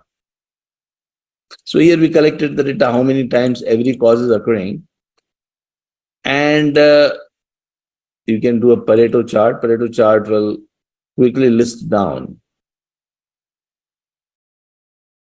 It will count how many times each reason is occurring. So delivery delay, vendor selection delay, lack of clarity of specifications, and approval delay. These are the 3-4 topmost causes, which are occurring most of the time. They are contributing to 80% of your problems. Yeah. This is the cumulative line, means first cause plus second cause is, the numbers are also given here. 12 is the count, and percentage wise 27% of total causes. First 2 together is 27 plus 22 is 49. Okay. And so on and so forth. Why it is 145? 3 sigma is 150. Some people are asking questions. Okay. Oh, I did not see that. Okay, let me see why it is 145. It is plus 3 times standard deviation. How much is the standard deviation? Average is how much? 120. Oh, sorry, 150. Oh, it is 150. You are right. Oh, you're so sorry. Oh, I was just checking whether you're sleeping or not. Okay, thank you. It is 150. 150. Absolutely right. Well, I'm sleeping. Okay, that was a test. You're right. It is 150. Absolutely right. Thanks for that. Who was the person who told? Shobita. Oh, you are awake. Great. Just now, see, during the day, I conducted a session where actually the standard deviation I had taken was 5. So I just, extrapolated that here. So you're right. So this is 150. So this will upper control limit is 150. So this is how your process is behaving, basically. And process is under control means this is the way our processes, this is our way our procurement processes. And the whole objective of our improvement is to,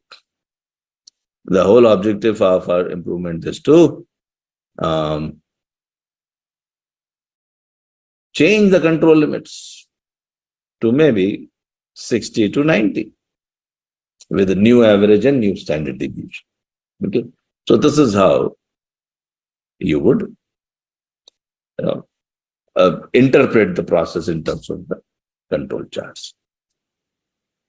So I just showed you some of the tools which you can use to improve your quality in your project, and that's how the overview of the project management.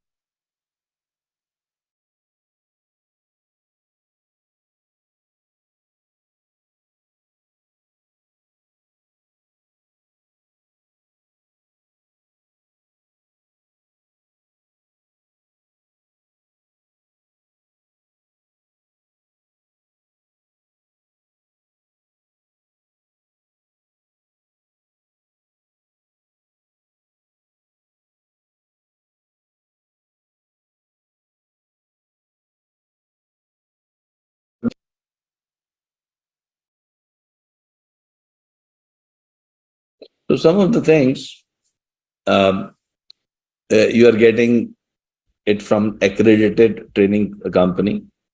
So if you are tense, our assessment of Anexas by PMI is very, very high.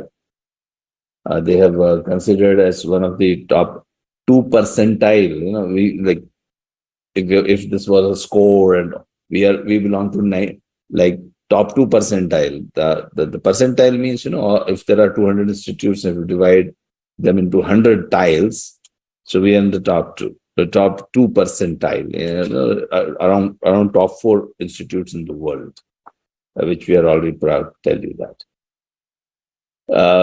We are all PMI approved instructors, and of course, if you are joining PMP course, you will be joining with me. And we have got the seal, etc., official seal of PMI. And just to tell you that you would be able to pass the PMP examination for sure in first attempt. So the first is study the PMI developed and approved content, which we will be giving you. We'll be providing it to you. That's it. Nothing else. Solve the cloned questions of PMI, which we will be giving it to you. And write our 2 mock exams. In fact, we will be giving you 10 mock exams. You can choose any 2 at random. That's good enough. And if you want more, you can, of course, go ahead with that. And we guarantee, or we should not use the word guarantee, to be very honest. Yeah, but we will tell you that your probability of success would be very, very high. Officially, we can't say guarantee. We can't use the word guarantee, but as per PMI. So we can tell you that the probability of success is very high. That I can assure you. And a lot of people have attended. If you follow me on LinkedIn, you can follow me on LinkedIn, and you can connect with me as well. And you will find every second or third day or fourth day, I'll post something, some relevant material. Plus, sometimes people publish their own PMI certificates received from PMI, PMP certificates, and they give a lot of credentials to us. So every third or fourth day, we keep seeing 1 or 2 of our students getting certified from PMI as PMP, and we have got more than thousands of students. We have lost the count. Actually, last time we counted was 1,733 students. I am sure numbers have increased by now. So thousands of students have got trained, and they have got the certificate as well. So join us. On that note, I would like to invite you to attend my project management training. And if you are interested, just click on this link, which is given here. Plus, I will leave you with some of the videos. So some of the videos, if you can show Naveen, how long it takes. Okay, let me answer this question. How long does it take? So typically, the training will complete in around 1 month, 1 or 1.5 months. After that, at least 2 months you should study. Now I'm telling some people just take leave for 5-6 days and they study all the whole training material in just 3-5-6 days and then appear for the exam and pass the examination. But in general, I'm talking about most of the cases. They generally take 2 to 3 months to study.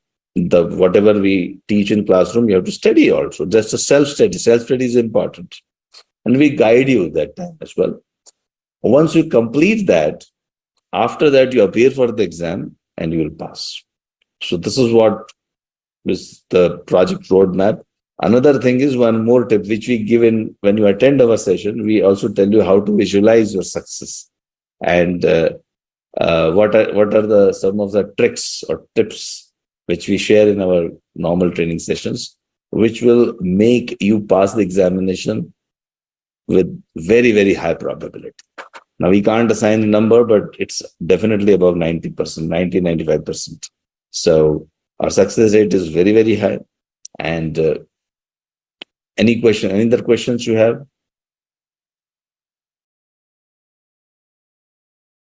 You have already registered and doing exam next month on schedule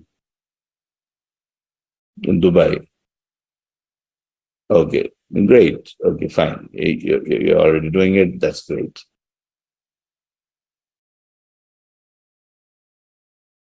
Okay, so you're already appearing for the PMP examination in July. That's great.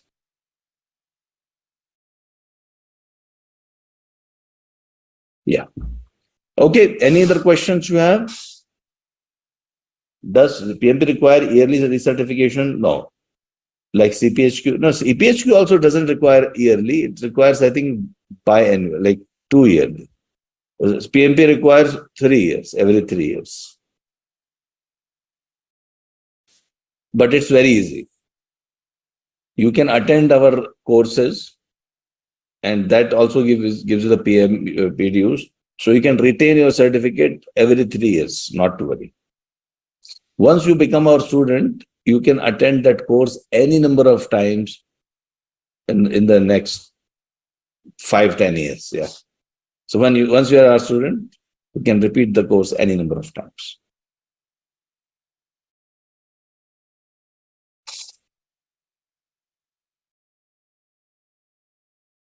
Any other questions? Okay, great. So let us see some videos related to project management. Okay, let me talk about conflict management. One more thing. Conflict management is one topic of PMI. Let me show a video on conflict management. In fact, this video will tell you it's almost everything about conflict management. The whole conflict management chapter has been covered in this video. So let us have a look at it. We humans have a very strange quality. You can call it self. Humans have a very strange. Sorry. Okay. Your quality. You can call it self-respect, ego, pride, or the will to prove oneself right. This can be a common cause for a rise in conflicts. In an organization where there are many people working together, where some actions affect others, conflicts can occur more than frequently. And this is why conflict management is an extremely important subject to understand so that harmony can be maintained in the company at all times. Let me ask you a question first. Are conflicts good or bad? Well, some of you may say, how can conflict be good? Over the period of time, views on conflicts have changed. It was an old view that conflict is dysfunctional and caused by personality differences or a failure of leadership. Conflict is to be avoided, or conflict is resolved by physical separation or the intervention of upper management. Well, that was an old view. The new view is conflict is inevitable consequence of organizational interactions. Conflicts can be beneficial. Conflicts is resolved through identifying the causes and problem solving by people involved and their immediate manager. They can also be solved by referring to ground rules framed in the team charter, which was created at the beginning when the team started working together. Let us first understand what are the different types of conflicts. Conflicts can be divided into 3 main categories: task conflicts, relationship conflicts, and value conflicts.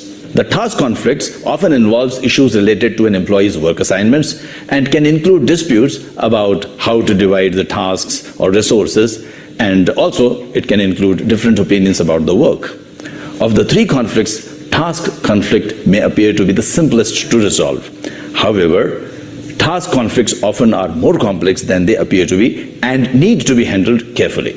Some of the sources of conflicts are schedules. Someone told you that he will finish the work in 10 days and he didn't. This will result in a conflict. If you see carefully, your team or organization will benefit from this conflict because you are questioning the inefficiency. Priorities. Different people have different priorities. Maybe work that is important for the organization or a project, in your opinion, is not as important for someone else. Resources. We have limited resources. Two people might compete for the resources. Hey, I need that IT guy for 2 weeks. The other person says, sorry, he's not available.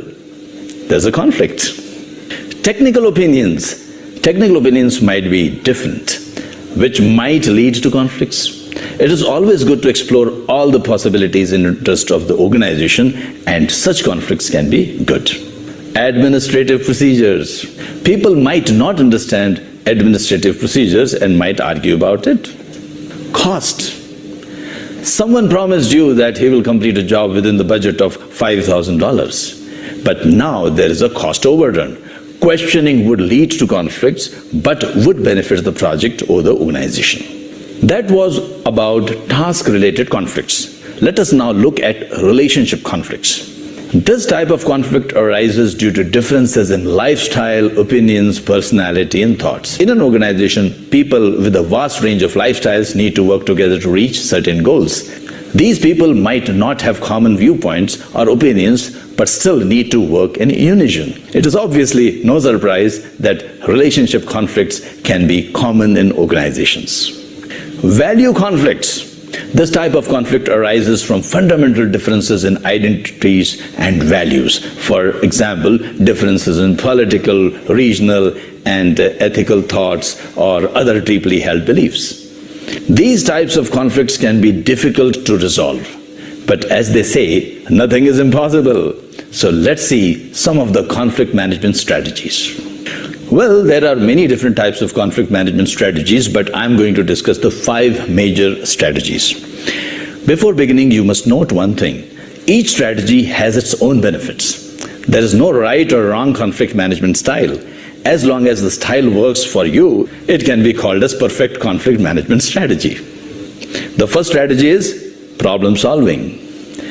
Here, you confront the problem and solve it by identifying the root cause. For example, to resolve a conflict with a colleague in a project, you might say, well, it seems that the real problem here is not lack of communication, but lack of knowledge of what needs to be done and when.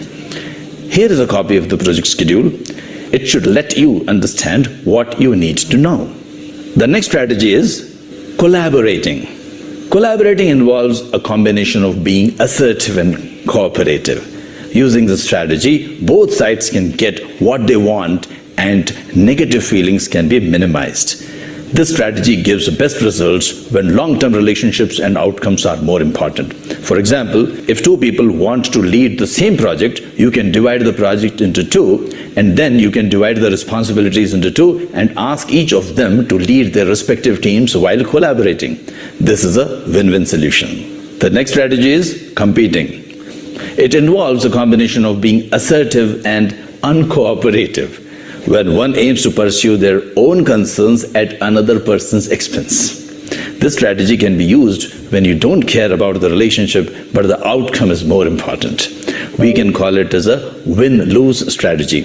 Like when we play a game, the focus is on winning. For example, when you wish to compete with another company for a new client, this strategy can be used. However, don't use the strategy in your own organization, as the strategy does not help build relationships. Yet another strategy is avoiding. Avoiding involves a combination of being unassertive and uncooperative. You can diplomatically step aside from an issue or withdraw from a threatening situation.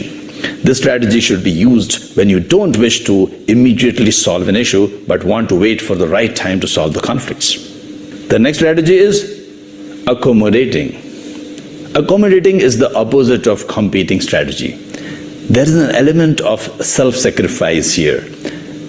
Now, this may seem generous, but it could take advantage of the weak and cause a resentment. This strategy can be used when you don't really care about the outcome but want to preserve the relationship. Maybe this relationship will give you long-term benefits. The next strategy, compromising. It aims to find a convenient and mutually acceptable solution that satisfies both parties to some extent. This strategy involves a combination of being a little assertive and a little cooperative. This strategy can be used when the outcome is not very important and you do not have enough time in hand. For example, to resolve a conflict between two persons, you can say, let us do a little bit of what both of you suggest. And the last strategy is forcing. It is about pushing one viewpoint at the expense of another. Do it my way, or sometimes, as many people say, my way or highway. The bosses often use this. As I said earlier, it's not that one strategy is better than the other. It depends on the situation. But in my opinion, problem solving that means confronting a problem by solving its root cause is the best one, if that is a possibility. Conflicts can be a part and parcel of your daily work, and this is why you should not be afraid when conflicts arise. There are things you can do, such as becoming more skilled and qualified in managing the conflicts. I hope this video helped you. For more videos like this, you can subscribe to my channel. Happy learning. Thanks for taking out time to watch this video. To learn more, check out our other videos. Link is given in the description below.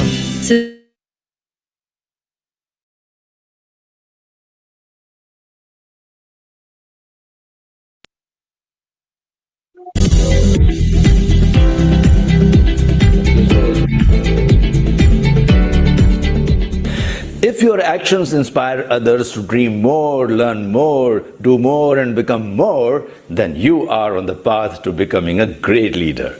In this generation where technology has become so advanced that it is available to everyone, the only competitive edge a company can get is by improving its leadership. How important a good leader is can be explained using the examples of many companies that rose to skyrocketing heights because they had great leaders. According to Forbes, companies like General Electric, Procter & Gamble, Intel, Siemens, Coca-Cola, McDonald's, ABB, Microsoft, Walmart, etc. are good examples of companies for great leadership. Now the question arises, how does leadership influence organizational culture? I'm sure all of you have asked this question to yourself at least once. Just how a parent shapes the characteristics of a child, or just how a teacher builds the foundation for her students. A good leader sets the benchmark for the company and its people. With good leadership, a company can grow and achieve its goals, at the same time create a healthy environment for its employees, thereby improving employee efficiency. A team can grow only up to the level of its leader. It cannot go beyond it. So the level of the leader decides the performance of the team. We now know that leadership is important. So how do we inculcate good leadership practices? Let me tell you about John Maxwell's 5 levels of leadership. The first level is position. This is the lowest level of leadership. As one can say, it's the entry level of the leadership. The position is the only level that requires no effort to achieve. One can simply be appointed at a leadership position. Now, there is nothing wrong with having the leadership position. However, relying only on this position to get people to follow you will not take you far. Position does not directly result in influence. You should use this level as a place to invest in your growth as a leader. This time can be used to learn to lead yourself through priorities and self-discipline. Level 2 is permission, which is based on relationships. Here the people choose to follow you because they want to and not simply because they have to. In simple terms, at this level, people give you the permission to lead them. If you want to grow at this level, you will need to learn to know the people you are leading and connect with them. If you treat your people as individuals who have their own values and beliefs, you begin to develop a positive relationship with them. trust grows, mutual respect increases, and the work environment becomes positive and happy to work in. This is the level where solid, lasting relationships are built that create the foundation for the next level. Level 3 is production. In life, there will be times when people hit rock bottom and they feel there is no way out. This is when true leadership comes to rescue. Great leaders know how to motivate people. Getting things done is what level 3 is all about.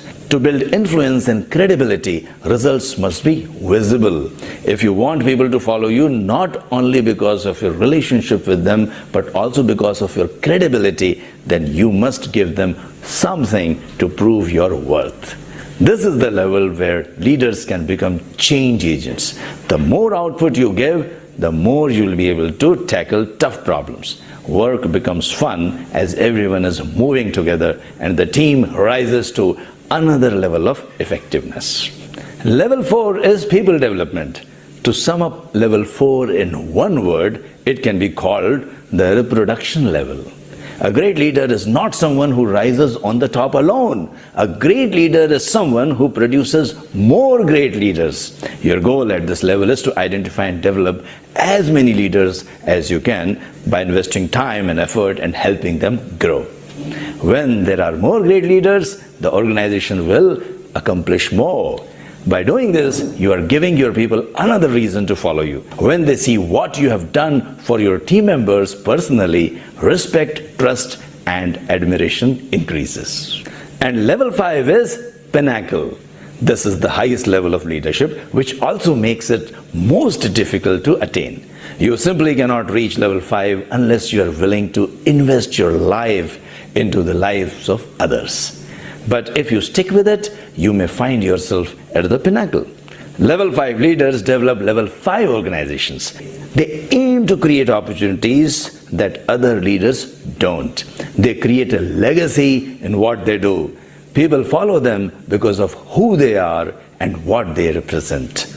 As a result, level 5 leaders often transcend their position and even their organization. One thing you must note here is the goal of John Maxwell's 5 levels of leadership is not to advance from one level to another, but it is to build upon each level. I would like to end with a very famous quote by John Maxwell. Leaders become great not because of their power, but because of their ability to empower others. Stay happy and keep learning. Happy learning. Thanks for taking out time to watch this.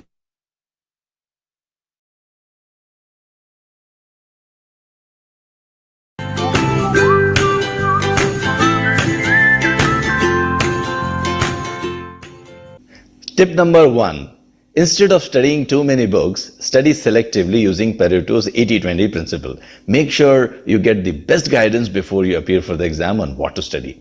For example, I provide my participants with the PMI developed content, which is more than enough for studying. Tip number 2. Set targets.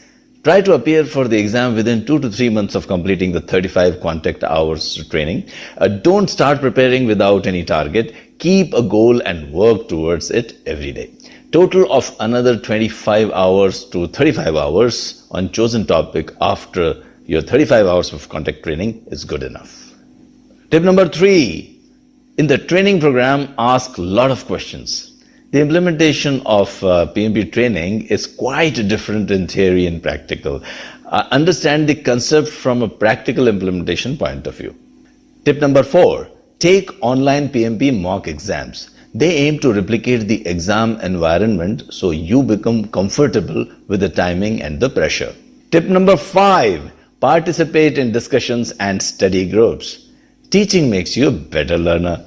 Discuss the concepts and clarify your queries as you get them.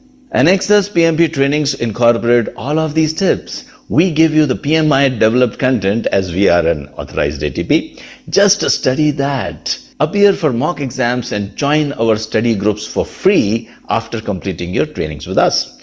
Our classes are interactive and I will answer all your questions giving relevant examples. We even do 2 virtual projects. So join us today. If you are not doing project management training with me, then you are missing out on something.